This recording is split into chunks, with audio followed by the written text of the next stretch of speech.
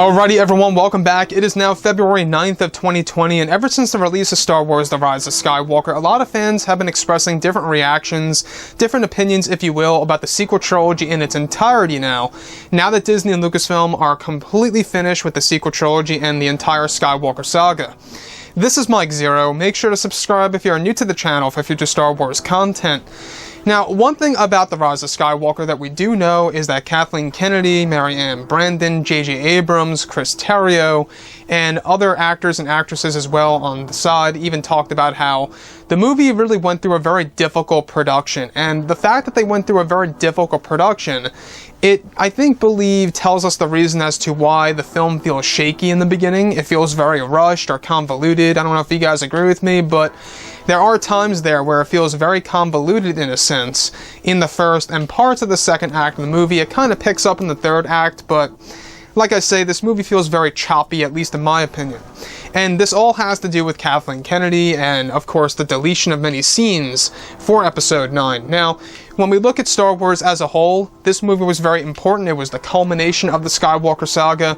A lot of people wanted more Palpatine in this movie than they got, and originally Disney and Lucasfilm were going to have a lot more Palpatine screen time before the reshoots and the rewrites took place. Now, what's really intriguing about all of this is that, of course, before the reshoots and the rewrites of Episode 9, now that both Disney and Lucasfilm are currently done with The Rise of Skywalker and are moving on to their new Star Wars trilogy, as well as their new Star Wars universe, many fans have been very curious of what could have been before the reshoots and the rewrites of the film back in 2019 by Kathleen Kennedy and J.J. Abrams.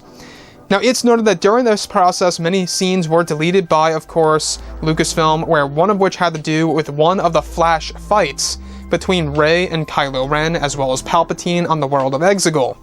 Now, originally it's explained that Palpatine was going to wield a red lightsaber and would engage in a saber duel against Kylo and Rey, where they would fight throughout the ages of the Skywalker saga, where they would eventually fight on the world of Tatooine with a binary sunset in the background. Now, it's said that this flash fight on Tatooine was going to be very fast-paced and similar to when, of course, both Darth Maul and Qui-Gon Jinn fought on Tatooine in The Phantom Menace. The scene was eventually going to shift into the forest moon of Endor, with the Death Star seen above, where the Death Star would first be seen over at Tatooine before the environment simulation would be complete, to where Rey, Kylo, and Palpatine would now be fighting on Endor. It said that during the battle in the background, the Death Star explosion would be seen from Episode 6 before the simulation would begin to distort and change back to the world of Exegol, where the crowd of the Sith Eternal will be cheering during their lightsaber duel as if it's a sword fight in ancient Rome. The sequence is actually said to have tons of revised tracks from the previous films by John Williams, and that this scene was going to be very fast-paced.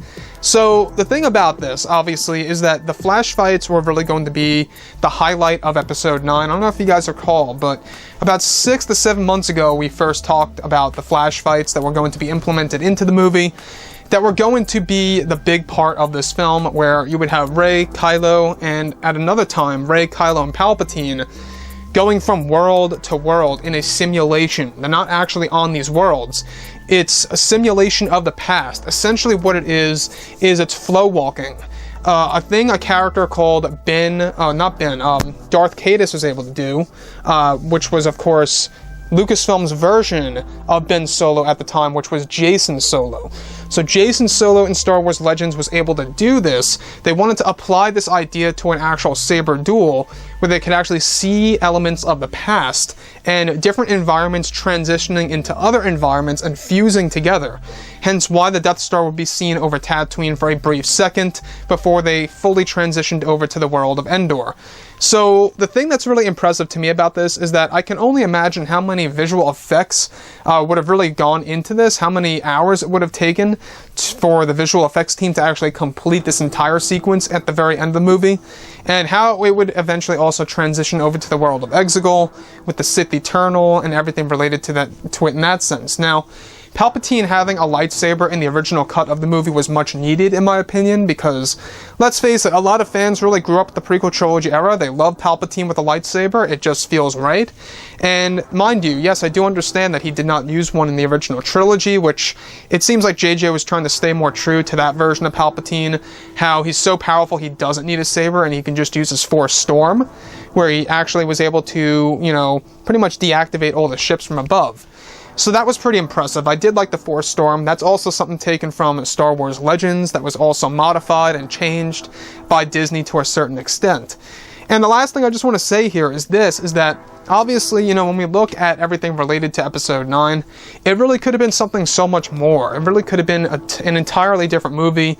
Even Chris Terrio said originally they wanted to split the movie into 2 parts before that idea was pretty much, you know, thrown in the trash by Disney CEO Bob Iger. So, with that being said, guys, I would really like to hear what each and every one of you have to say about this below in the comments. And if you guys did enjoy the content for today, do make sure to drop a thumbs up on this video to support the channel. I thank you all so very much for the kind support, and I'll catch you guys next time.